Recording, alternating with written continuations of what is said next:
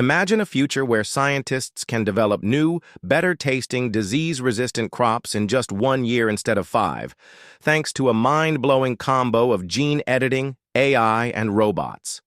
That future is now thanks to Chinese researchers who've cracked the code on ultra-fast plant breeding. First, they use CRISPR-like gene editing to tweak plants, making them robot-friendly. Think optimized leaves and stems that machines can easily handle. Then, AI-powered robots take over, analyzing thousands of plants, selecting the best traits, and speeding up crossbreeding like never before. Faster breeding means we can adapt to climate change quicker, fight food shortages, and even create tastier, more nutritious veggies without years of waiting. Plus, it slashes labor costs.